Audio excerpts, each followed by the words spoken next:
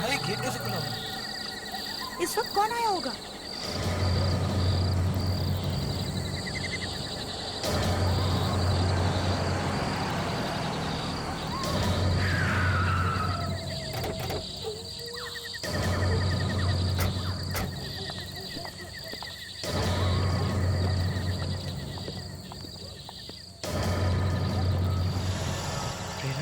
ये दरवाजा खुला कैसे रह गया? लगता है कोई घुसा है अंदर। शायद कोई चोर अंदर हो सकता है।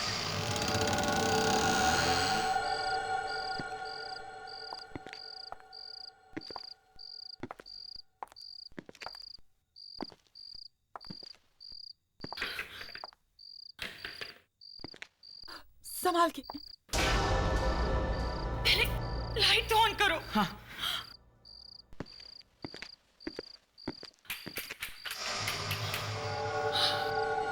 लगता है लाइट भी काट दी गई है। प्रेरणा, तुम जहां हो वहीं रुकना। तुम घबराना नहीं है। मैं अभी गाड़ी में से टॉर्च लेके आता हूँ। तुम यहीं रहना। हाँ,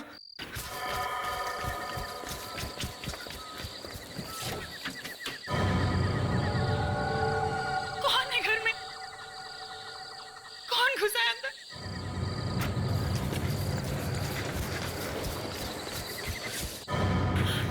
ये लो प्रेरणा।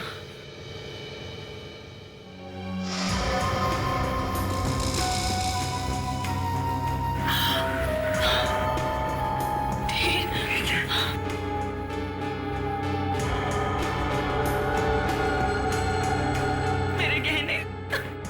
देखो प्रेरणा,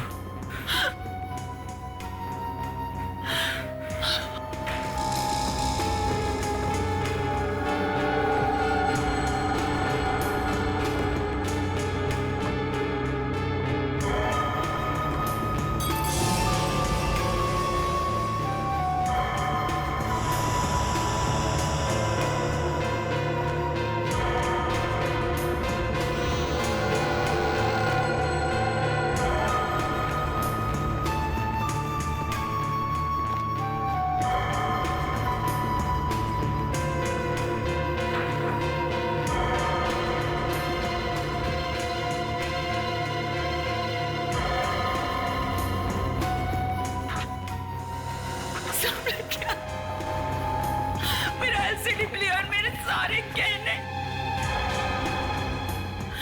सब ले गया।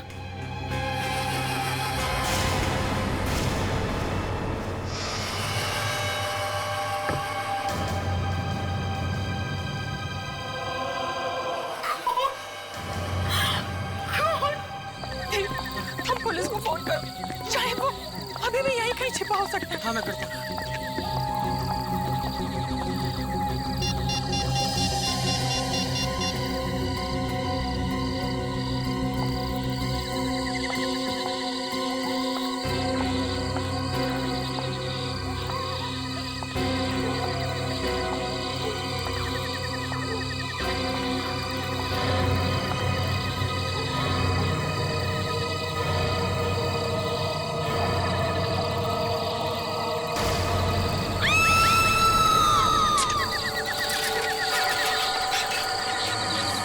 किसी भी तरह आप उस आदमी को पकड़ लीजिए। देखिए देखिए हमारे घर की क्या हालत की है उसने। अब घबराइए मत, कुछ नहीं होगा। कहाँ है? सर वो वहां पर सर।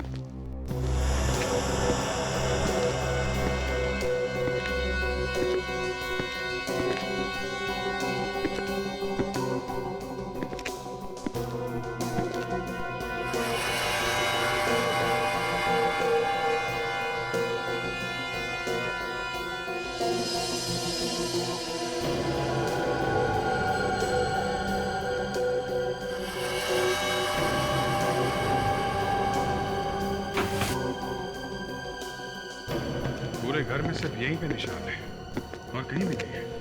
हाँ, पर यहीं पे क्यों? कई बार होता है ना, चोरों का कोई टशन होता है, अपना निशान छोड़ के जाते हैं। पर सर ये तो खून के निशान है सर। यही तो बात है, खून का मामला है।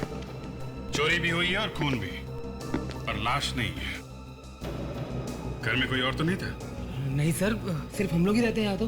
फिर सोच लो, कोई और तो नहीं था। बाद में बहुत सारी बातें बाहर निकल आती हैं। सर और कोई बात क्या निकलेगी सर, सिर्फ हम लोग ही रहते हैं सर। देखो, चोरी भी हुई है और खून भी। और ये चाकू भी तो है। मुझे नहीं मालूम सर ये चाकू कहाँ से आया सर। हो सकता है 3-4 चोर हों और आपस में लड़ाई वड़ाई हुई हो। अरे, यहाँ पे भी खून है। बस यहाँ भी खून पड़ा है।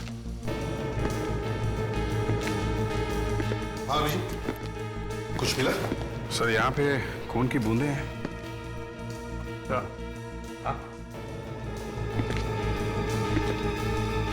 यहाँ थोड़ा ज्यादा खून पड़ा हुआ है। यहाँ तो ज्यादा है।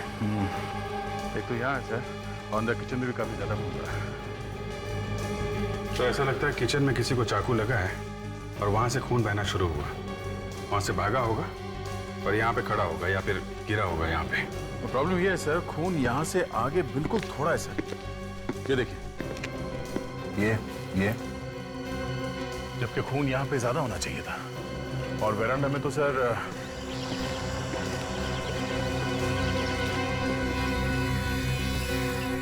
कहीं भी एक बूंद नहीं है सर, एकदम साफ है। इधर भी नहीं है। तो सर, खून की आखिरी बूंद यहीं पे है। एक मिनट सर, ये क्या है?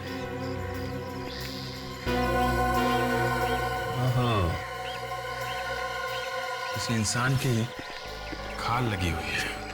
ओह, तभी मैं सोच रहा हूँ सब उल्टा पुल्टा है सर। यहाँ पे किसी को चोट लगी है। मतलब कोई अंदर जा रहा था जब चोट लगी? शायद।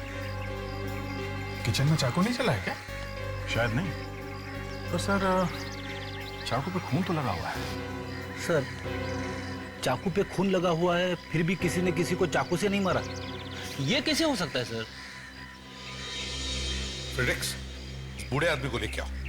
Yes sir.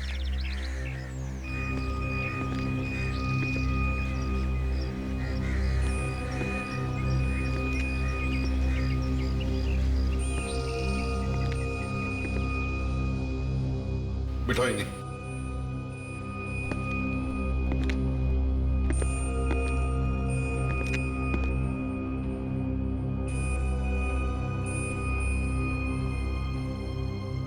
इनका पैर चेक करो।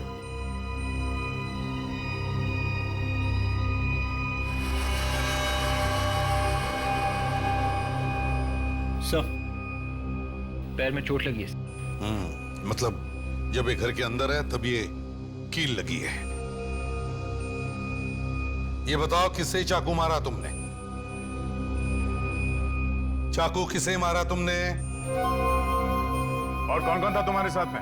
हा? अरे अब तो पकड़े गए हो, सच सच बता ही दो।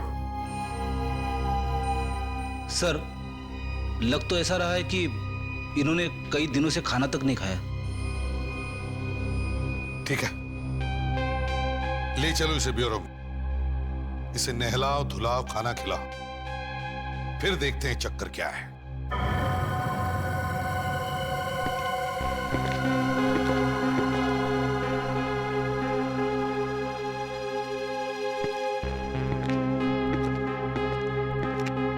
बड़ी अजीब बात है, देखकर लगता है कि इन्हें एहसास ही नहीं कि आसपास क्या हो रहा है। ये सब ड्रामा भी हो सकता है सर।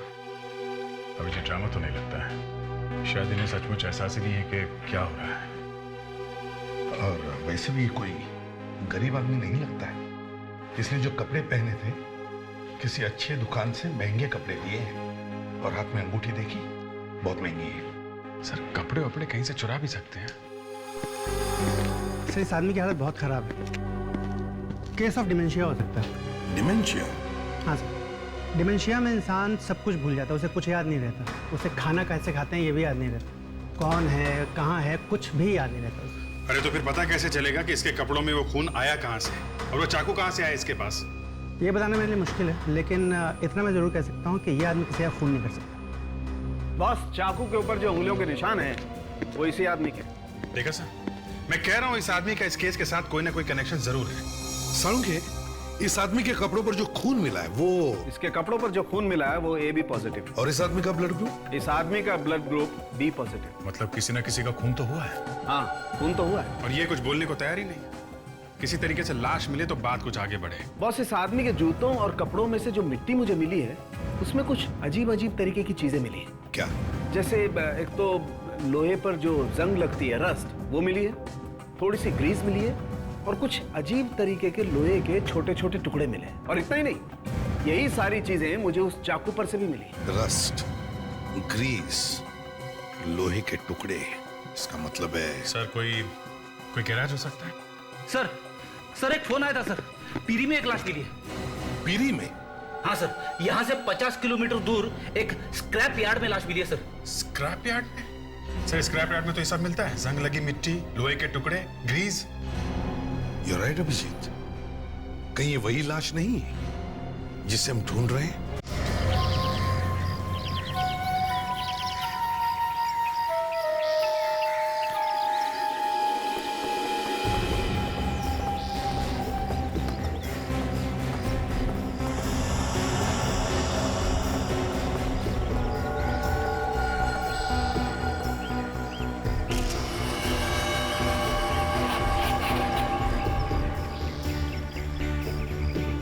कपड़े देख के तो ऐसा लगता है किसी अच्छे घर की है।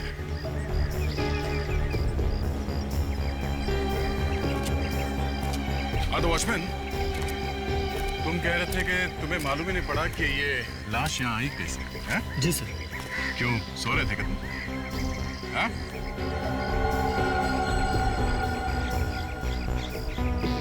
ओह सर, गला कटा हुआ सर।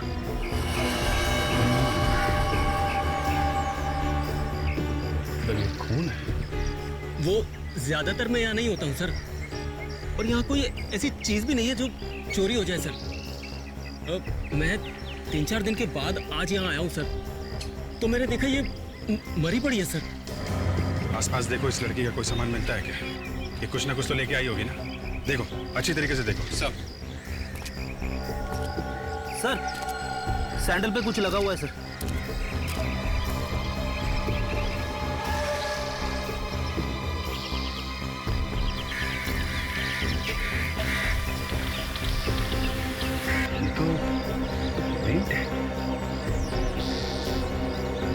इस सैंडल पे भी लगा हुआ है। सर दोनों पेंट अलग अलग है सर। इसका मतलब ये लड़की किसी ऐसी जगह गई है जहां जमीन पे पेंट गिरा हुआ था। जी, इस वॉचमैन ने तो देखा ही नहीं इस लड़की को यहाँ पे हुए। ये था ही नहीं यहाँ पे। है? लड़की का गला काटा गया दया, काफी खून बहा होगा, मगर यहाँ आसपास खून की एक बूंद भी नहीं है। ये भी तो हो सकता है बॉस कि खून कहीं और किया गया हो और लाश को यहाँ पे लाके फेंक दिया। बूढ़े आदमी के जूते पे जो मिट्टी हमें मिली है वो मिट्टी बिल्कुल वैसी है जैसी मिट्टी हमें स्क्रैप यार्ड में मिली। मतलब जहां पर लाश मिली है ये मिट्टी बिल्कुल वैसी है। मतलब वो बूढ़ा आदमी था वहां पे जब ये खून हुआ? 24 घंटे पहले तो था, उसके आगे का पता नहीं। अरे सर, अब ये 24 घंटे कहां से घुसेड़ दिए बीच में? अभिजीत, लड़की की मौत 24 घंटे पहले हुई है। अगर बूढ़े आदमी के हाथ में चाकू था और उस चाकू पर लड़की का खून लगा हुआ था तो मतलब साफ है कि यह आदमी 24 घंटे पहले वहां पर था। सर, अब उस बूढ़े आदमी का मुंह खुलवाना बहुत जरूरी हो गया है। सर, उस लाश से कुछ और पता चला? देखो, ये तो सभी ने देखा है कि लड़की के गले पर चाकू से वार किया गया। सर, कोई ऐसी बात पता चली जिससे हम ये लड़की कौन है ये जान सके? तारिका, दिखाओ जरा वो स्लाइड्स। जी सर। लड़की के कपड़ों का एक बड़ा क्लोजअप। सर ये तो किसी धागे के रेशे लग रहे हैं। जी, रेशे ही है। रेशे जो डस्टर और नकली फूल बनाने के काम आते हैं। नकली फूल, आर्टिफिशियल फ्लावर्स, जो घर के डेकोरेशन में काम आते हैं। बिल्कुल बिल्कुल वैसे ही फूल। मगर ये नकली फूल वहां स्क्रैप यार्ड में पहुंचे कैसे? सिर्फ इतना ही नहीं, ये जो अलग रंग दिख रहे हैं ना, ये पोलन सीड्स के धब्बे हैं। मतलब असली फूलों में से निकलता है वो पोलन सीड्स? हाँ, वही फूलों के बीज। और ये ऐसे वैसे फूल नहीं है, एंड्रोइस ब्लू। एंड्रोइस ब्लू? बहुत कीमती होता है सर। ऐसे दिखता है एंड्रोइस ब्लू। तो क्या लड़की की मौत किसी फूलों से भरे बाग के बीच में हुई है क्या? और सर, दोनों तरह के फूल हैं, असली भी और नकली भी।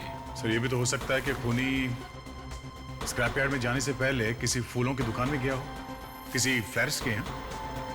या तो ये लड़की गई हो फूलों की दुकान में, फ्लोरिस्ट शॉप में फूल खरीदने के लिए। वहीं पे मिलेंगे ये दोनों, असली फूल और नकली फूल भी।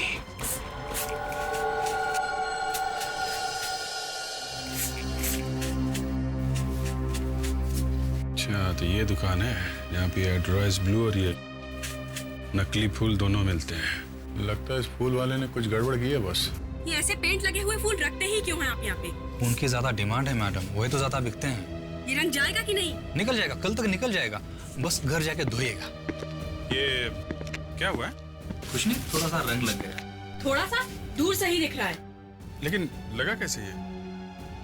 बस यूं ही इधर कहीं। ये लोग असली फूलों के साथ नकली फूल रखते हैं और उसके बाद उस पे हाथ से रंग लगा देते। तो क्या हुआ, कोई गुनाह किया क्या?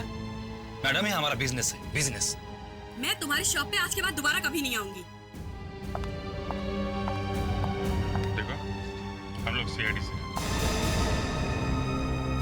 ये फोटो देखो जरा। ये लड़की यहाँ पे आई थी क्या कभी? ये तो कल ही आई थी। ये लड़की आई थी? हाँ, कल उसने 15 बुके खरीदे। 15 बुके? जी, एक नहीं, दो नहीं, पूरे 15। अरे लेकिन 15 बुके किस लिए? वो अलग अलग लोगों को देने के लिए। अच्छा, उसके कपड़ों पे भी ऐसे ही कलर लगा था कि जैसे इनके कपड़ों पे लगा है?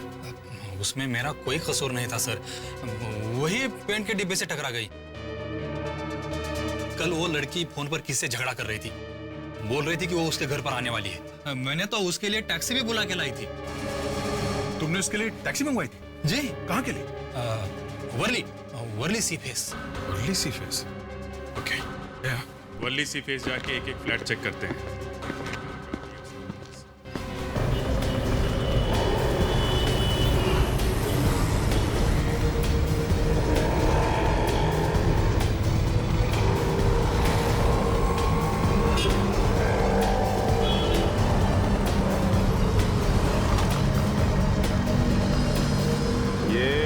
टैक्सी में आई थी।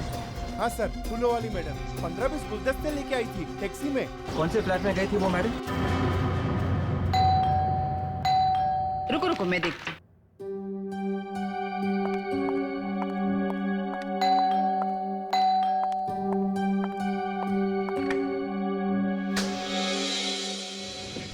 देवेन है घर में?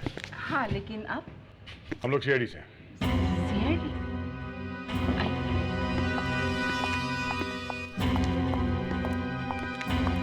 आप मिस्टर देवेन? जी, मैं ही देवेन हूँ। ये मेरी वाइफ है प्रिया, ये मेरी माँ। आप लोग जरा ये फोटो देखिए। इस लड़की को देखा है पहले कभी? ये तो नंदिता है। नंदिता? हाँ, नंदिता मेरे मैगजीन की एडिटर है। क्या ये नंदिता रात यहाँ करीब 10 बजे आई थी? जी आई थी। देवेन, तुमने मुझे बताया नहीं? नंदिता यहाँ आई थी? आप कहाँ थी जब नंदिता यहाँ पे आई थी? मैं कल किटी पार्टी में गई थी। और आप थी यहाँ पे? मैं शॉपिंग से लौट रही थी। ओह, इसका मतलब जब नंदिता यहाँ पे आई तो आप घर में अकेले थे? जी हाँ, अकेला था। क्यों आई थी नंदिता यहाँ पे? मैंने आपको बताया ना, वो मेरे मैगजीन की एडिटर है, तो नई मैगजीन के लॉन्च की बधाई देने आई थी। उसने मुझे एक बुके दिया। और आपने उसे मार दिया? क्या? अरे नहीं, ये क्या कह रहे हैं आप? हाँ, तुमने उसे मार दिया और फिर उसकी लाश को वहां स्क्रैप यार्ड में जाके फेंक दिया। क्यों? अरे नहीं, मैं ऐसा क्यों करूंगा? वो तो यहाँ सिर्फ 10 मिनट के लिए थी। कह रही थी कि ऑफिस में फोटोशूट है और उसे दूसरे लोगों को बधाई देनी है और बुके बांटने, तो वो चले गई ऑफिस। चलिए आपके ऑफिस चलते हैं। आइए, चलिए आइए।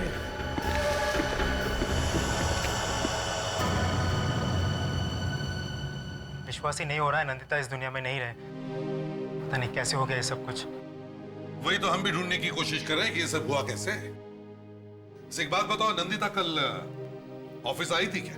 नहीं सर, शायद कल नंदिता ऑफिस आई नहीं थी। शायद मतलब? सर एक्चुअली कल हम बहुत बिजी थे। हमारी मैगजीन का इंटरनेशनल एडिशन लॉन्च हो रहा है, उसी के चक्कर में लगे हुए थे और किसी को ध्यान ही नहीं रहा।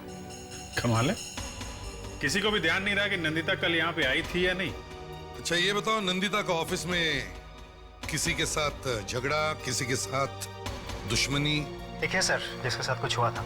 कौन है वो? वंशिका। प्रतीक, तुम्हारा दिमाग तो ठिकाने पर है। सर वो एक साथ ऑफिस में काम करते हैं तो छोटे मोटे झगड़े होते ही रहते हैं। और सर उसकी कुछ और ही प्रॉब्लम थी। कैसी प्रॉब्लम? सर उसके बॉयफ्रेंड ने उससे शादी करने से मना कर दिया था और इसी बात में उनके बीच झगड़े भी होते थे। क्या नाम क्या था उसका? सर नाम तो नहीं मालूम, लेकिन वो अक्सर ऑफिस के बाद उससे मिलने जाती थी टैक्सी लेके कुलाबा। कुलाबा में कहाँ? सर वो तो नहीं पता। किसी को तो पता होगा। आप में से किसी को मालूम है कि नंदिता कोलाबा में कहाँ जाती थी? सर रूही को पता होगा। अभी रूही कौन है? रूही नंदिता की बहन। काश मैं अपनी बहन को बचा पाती। अगर मुझे पता होता तो मैं शायद उसकी मदद कर पाती और शायद। हमें भी बहुत दुख है आपकी बहन की मौत का। ये लीजिए, पानी पीजिए। Thank you. रूही जी, आपके और नंदिता जी के संबंध कैसे थे? अच्छे ही थे।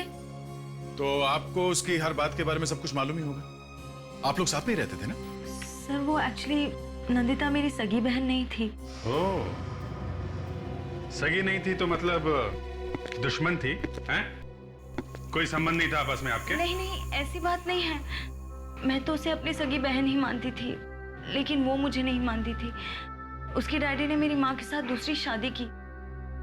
उसने मुझे कभी माफ नहीं किया, ना ही माँ को।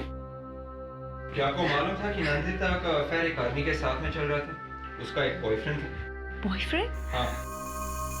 मैंने सिर्फ एक बार नंदिता को किसी आदमी के साथ फोन पर बात करते हुए सुना था।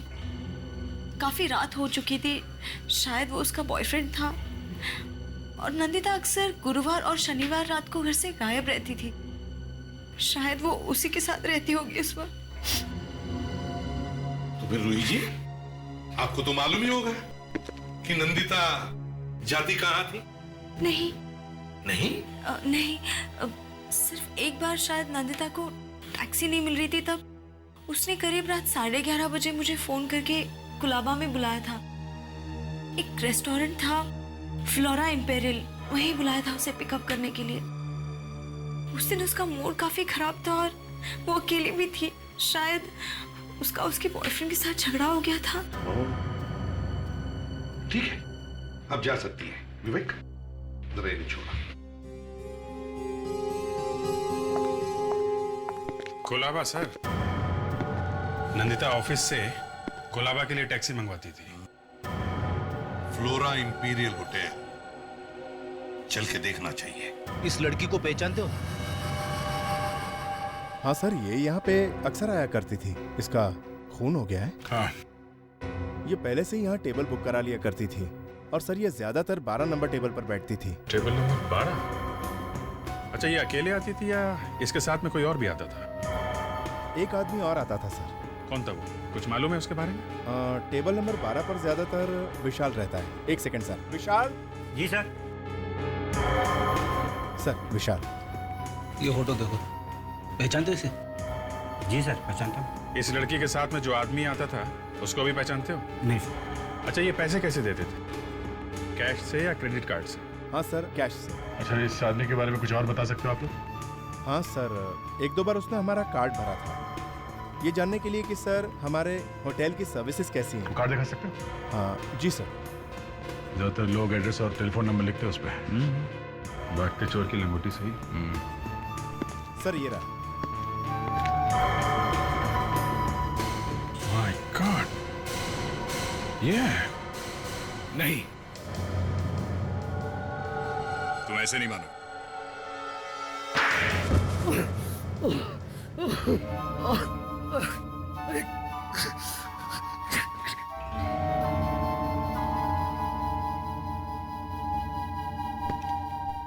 क्यों मारा नंदिता को?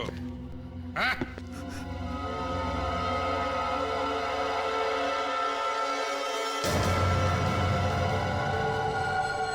मैं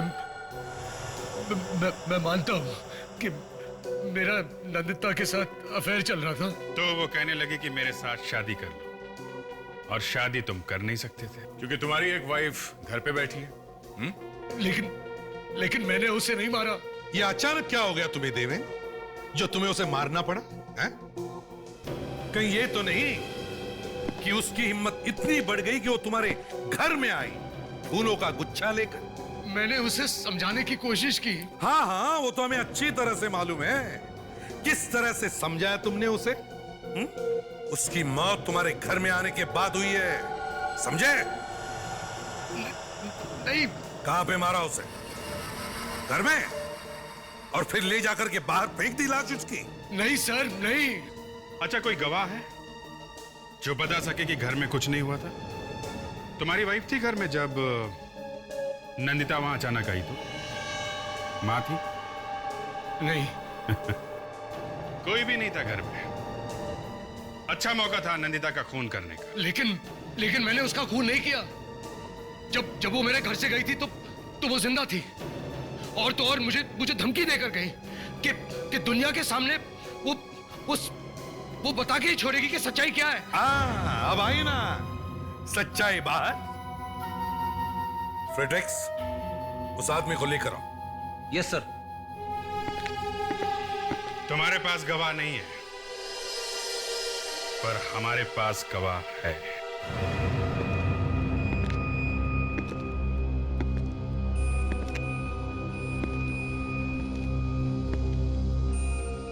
इस आदमी ने देखा है खून होते हुए। मगर खून तो। फ्रेडरिक्स, इनका चेहरा दिखाओ।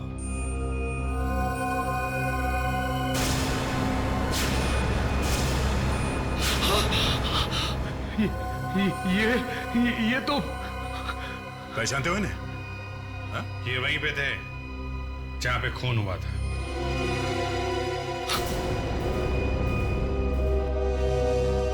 इतना डर लग गया कि मुंह ही घुमा दिया।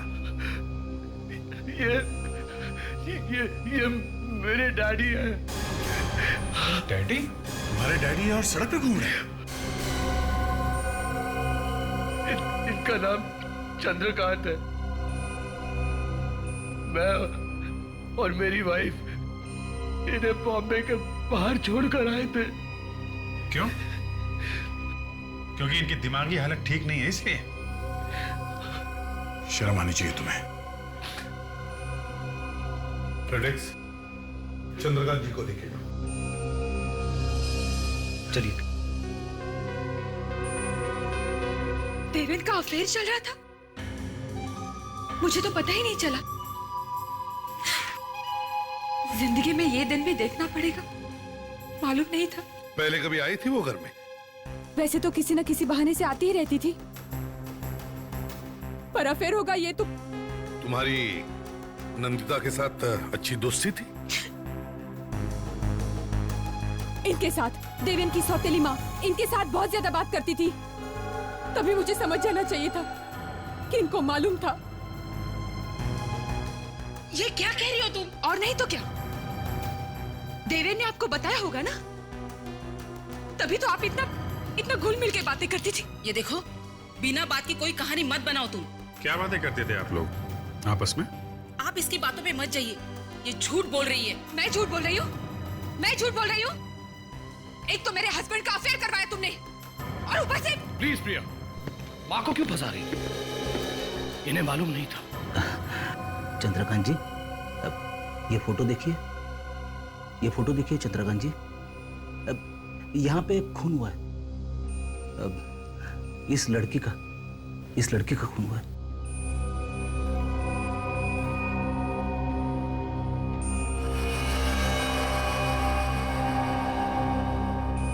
याद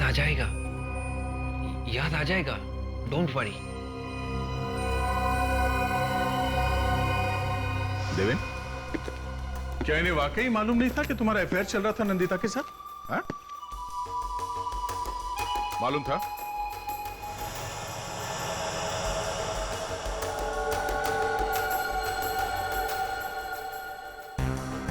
मालूम था या नहीं? हाँ? थोड़ा थोड़ा। देखा, इन दोनों ने ही मिलके कुछ किया है। हाँ, इन दोनों ने ही मिलके कुछ किया है। पहले तो अपने बाप को ही घर से बाहर निकाल दिया। लेकिन मुझे तो इन दोनों ने बोला था कि उन्हें हॉस्पिटल में रखा है। और तुमने मान लिया? शर्म नहीं आई तुम्हें? पति रास्ते पर ठोकरे खा रहा था और तुम लोग घर में बैठकर गुलछर्रे उड़ा रहे थे। पैसों के लिए दूसरी शादी की है इन्होंने सर, और ये खून ये भी पैसों के लिए हुआ है। नहीं, ऐसी बात नहीं है। ऐसा ही है। नंदिता ने इससे कहा होगा मुझसे शादी कर लो, हाँ? पर ये प्रिया को छोड़ नहीं सकते थे क्योंकि घर में सारे पैसे प्रिया लेके आती थी। तो माँ और बेटे ने सोचा नंदिता को रास्ते से हटा देते हैं, न रहेगा बास न बजेगी बांसुरी। क्यों? मगर इन्होंने ये नहीं सोचा कि जिसे इन्होंने घर से बाहर निकाला उसी ने इन्हें खून करते हुए देख लिया।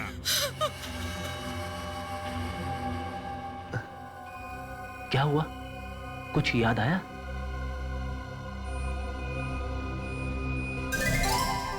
क्या हुआ सर? पता चल गया सर। बता दिया सर, बता दिया। क्या बता दिया? सर, चंद्रकांत जी ने मेरे कान में बताया सर। सर, आप लोग प्लीज यहां आइए ना सर।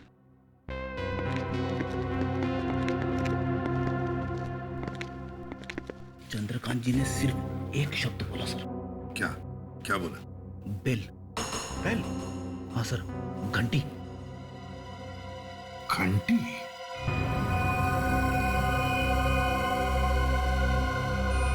अभिजीत, एक बात समझ में नहीं आ रही है, ये जो बेल की साउंड, मेरा मतलब है ये घंटी की आवाज, चक्कर क्या है?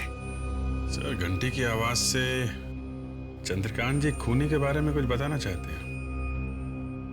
ये हो सकता है, ये हो सकता है। सर, मैंने सारी आवाजें डाल दी है सर कंप्यूटर में। गुड, अब शुरू करो।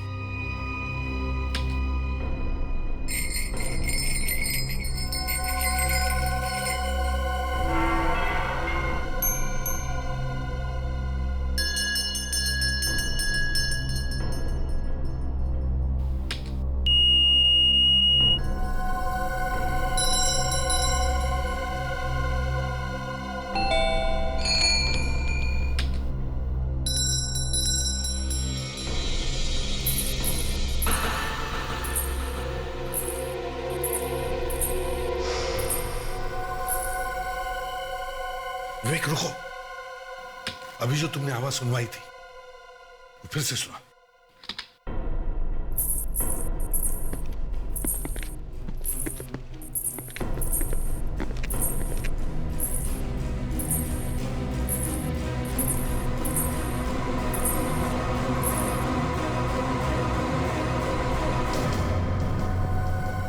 तो इस आवाज के साथ खूनी का कनेक्शन है सर। हाँ, ये बात सही है अभिजीत, मगर आवाज सुनते ही चंद्रकांत जी इधर उधर क्या देख रहे थे? किसे ढूंढ रहे थे? शायद खूनी को। एक काम करो, नंदिता की लाश हमें स्क्रैप यार्ड में मिली है, वहीं पे पता चल जाएगा इस आवाज के पीछे राज क्या है। ये हील का टुकड़ा हमें यहाँ मिला है, यहाँ पे। ये उसके सैंडल में से तभी टूटा होगा जब वो अपनी जान बचाने के लिए भाग रही थी, मगर वो ज्यादा दूर तक भाग नहीं सकी और यहाँ पर खूनी ने उसका गला काट दिया। सर, अगर ये लड़की यहाँ पे गिरी है और उसका इतना सारा खून बहा है, तो फिर वो यहाँ से वहां तक चल के गई कैसे होगी जहाँ पे उसकी लाश मिली? मरने के बाद फिर से जिंदा हो गई? इसका मतलब है फ्रेडी वो जिंदा थी। मौत सामने खड़ी हो तो न जाने कहां से ताकत आई जाती है। चक्कर ये है कि ये नंदिता यहाँ आई, किसी ने बुलाया होगा उसको यहाँ मिलने के लिए। लाया होगा। तो देवेन के घर से निकल के तो उसने टैक्सी ली थी और अभी तक वो टैक्सी वाला नहीं मिला जिसके टैक्सी में बैठ के वो यहाँ आई है। सर, वो यहाँ टैक्सी में आई ही नहीं। क्या मतलब? फिर कैसे आई? किसी की गाड़ी में बैठ के आई है सर। मतलब देवेन के घर से निकली जब वो फूलों का गुच्छा लेके, तो किसी और से भी मिली? हाँ सर, 14-15 फूलों के गुच्छे थे उसके साथ में सर। सारे के सारे बांटने थे तो। सर, जहां तक मुझे याद है, देवेन बोल रहा था कि नंदिता ने जाते जाते ये कहा था कि वो अभी जा रही है। ऑफिस। वेरी गुड फ्रेडी, कभी कभी तुम्हें सही टाइम पे याद आता है। चलो ऑफिस चलते हैं। वही जो होता है आखिर हो ही गया। क्या क्या हो गया? वो जो होता है खूनी। खूनी? हाँ खूनी। खूनी यहीं पर है। हाँ यहीं पर तुम में से ही कोई है। अब झूठ ज्यादा देर तक टिक नहीं सकेगा। हाँ? नंदिता उस दिन यहाँ ऑफिस में किसी आदमी को फूलों का गुच्छा देने आई थी। कौन है वो आदमी, सामने आ जाए। जिस किसी को भी उसने फूलों का गुच्छा दिया सामने आ जाए। हाँ? अब आप सब लोग एक एक करके कैबिन में आ जाए। किस लिए? अंदर हमारा एक आदमी बैठा है और वो खूनी को जानता है। जैसे ही वो खूनी को देख लेगा उसे तुरंत पहचान लेगा। समझे? तो अब ज्यादा वक्त बर्बाद मत करो। जिसने भी नंदिता से फूलों का गुच्छा लिया है वो या तो सामने आ जाए या फिर एक एक करके अंदर चलो। आइए।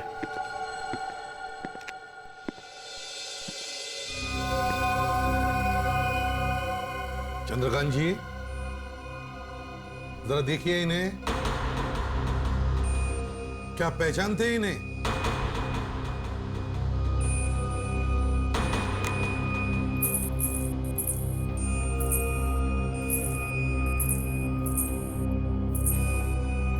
नहीं सर, ये नहीं है। ठीक है, आप जाइए।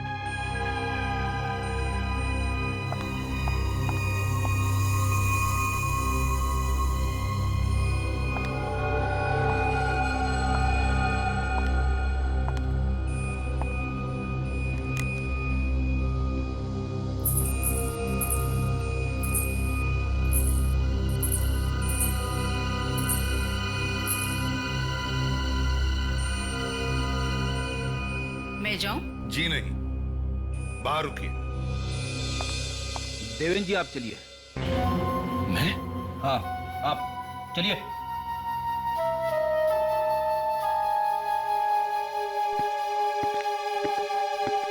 अगला नंबर आपका है प्रिया जी।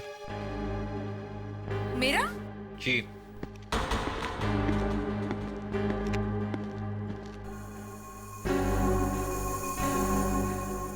विवेक, प्रिया जी को अंदर भेज दो। Yes sir. चलिए।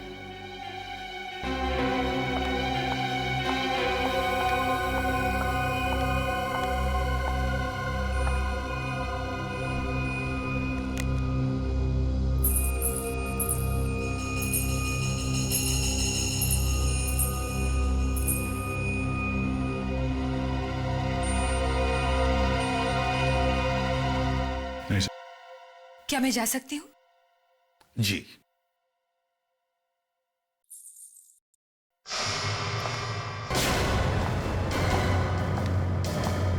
एक मिनट प्रिया जी।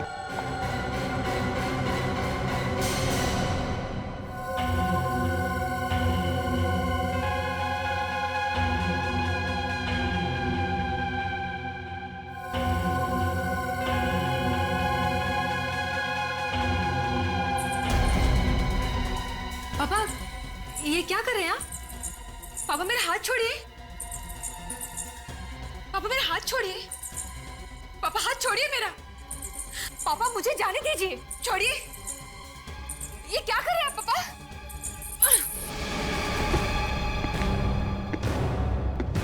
तो वो तुम ही हो।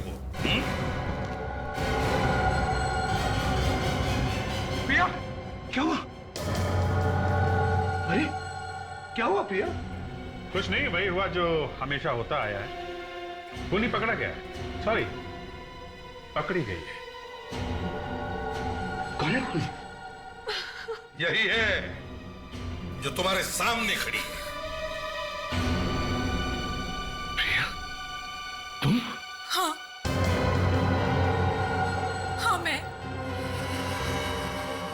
पर सारा कसूर तुम्हारा है। मेरा? हाँ तुम्हारा। मुझे तुम्हारे और नंदिता के बारे में पहले से पता था। उस दिन जब नंदिता घर आई तुम्हें धमकी देने के लिए, उसके बाद उसने मुझे फोन किया था और उसने मुझसे कहा कि उसे कुछ जरूरी बात करनी है। वो मिली थी तुमसे? हाँ। कहाँ? और कहाँ? स्क्रैप यार्ड, जहां पे इन्होंने नंदिता का खून कर दिया। मगर भगवान भी कैसा खेल खेलता है। जिस आदमी को तुम दोनों ने रास्ते पर फेंका था मरने के लिए, चंद्रकांत जी को, अपने पिताजी, वो उस वक्त वहीं पर थे और उन्होंने तुम्हें देख लिया खून करते वक्त। बेचारे ने गलती से वो फेंका हुआ चाकू उठा लिया स्क्रैप यार्ड से और किसी तरह से वहां बंगले में पहुंच गए। तुम्हें तो सजा मिलेगी, पूरी सजा मिलेगी, फांसी होगी तुम्हें।